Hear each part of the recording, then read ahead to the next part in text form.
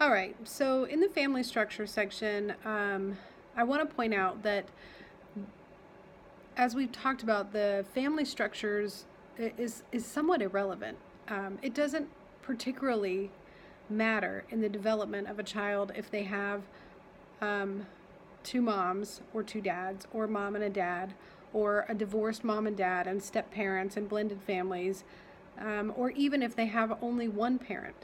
Sometimes there's somewhat of a difference between having two parents, regardless of who they are, and one parent, just because when you have two adults, you have twice as much resources in time and energy, availability for love and affection and teaching and guidance, and money for food and clothes, and all of that stuff is better than when there's two adults. There's less stress, there's more resources, all of that.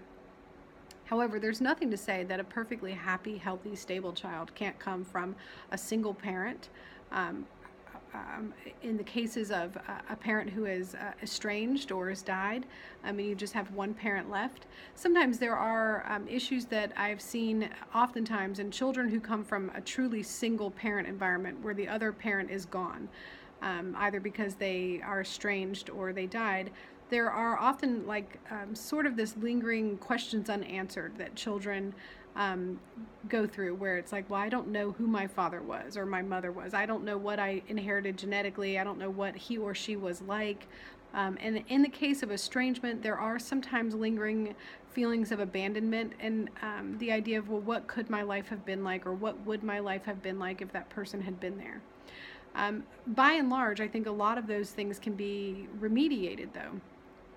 One of the deals with childhood is the worldview that we set up for children regarding their families. And so, a big thing that we can do for kids is to talk about how the family structure in all the homes around us are different, and in every car driving by, and every house or apartment, or whatever, where people live even, is different. And so if you set them up early in life, from infancy onwards, of like, everybody's family is different, as long as you're loved, you're good.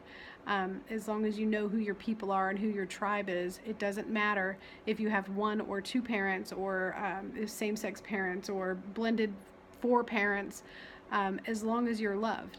And if you build that worldview in them from a very young age, that then when they do realize the realities of the adults in their lives, and the relationship of the adults in their lives, when they realize that, like, oh, well, my dad abandoned us, or my mom's a lesbian, and that's there's some controversy over that. When they get old enough to put those pieces together, they'll already have a worldview of, like, well, everybody's family is different, so that's fine. Part of the problem that comes in our personalities, and where it begins to interrupt development, is when kids realize these things, like, well, my dad abandoned us, or my mom's a lesbian, or whatever it is, and they realize it at 7, 8, 9, 10 years old, when they already had an established worldview of what a family was. And if theirs doesn't jive with what they have established, then they start to feel anxious and insecure and self-conscious about it. So I think a big thing here is to just impress upon young people from a very early age that everybody's family is different, and you just need to know that you're loved, period. So another thing, though, is about divorce. We hear a lot about how divorce is so bad, and children from divorce are at risk for all kinds of things. And a lot of that is true. But I want to point out that it's not really the divorce that's the problem.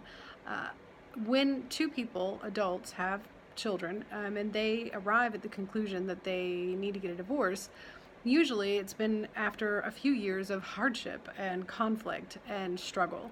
And so a lot of times it's those years leading up to the divorce that are major contributors to the problems. And so these parents oftentimes have conflict, struggles, fights, visible, audible fights, sometimes aggressive fights.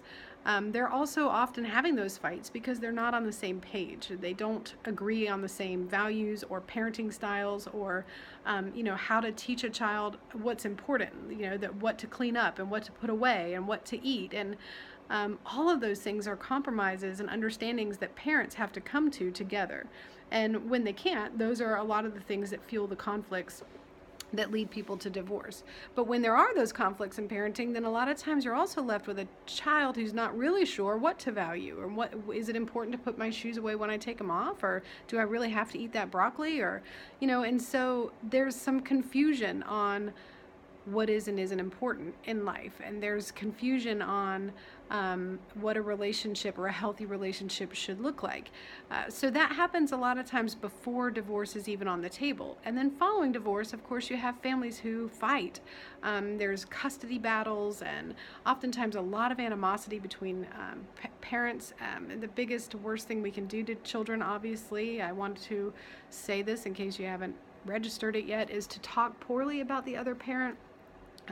Children love their parents, and so when mom talks bad about dad, or dad talks bad about mom, it really does nothing at all except put your child in a damaging, compromised position. It hurts their psyche.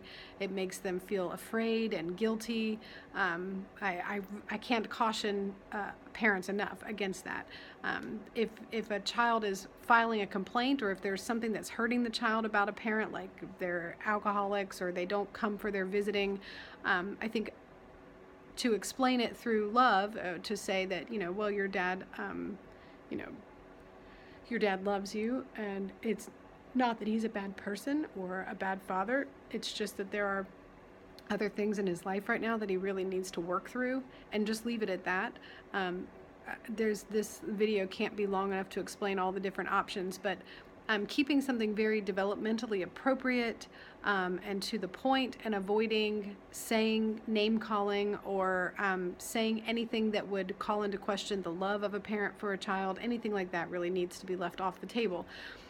So besides the fact that divorce does indeed cut resources in half, because now you don't have two adults supporting a house, so financial and emotional and energy resources are cut. But that does affect everybody. But I think the bigger impact on children is that people who divorce have had years of conflict, and then handling that divorce in a way that is healthy and builds esteem. And a lot of times that takes a level of self-control, emotional control, selflessness on behalf of parents that just is so difficult to maintain. And that causes a lot of problems for children. So that's that.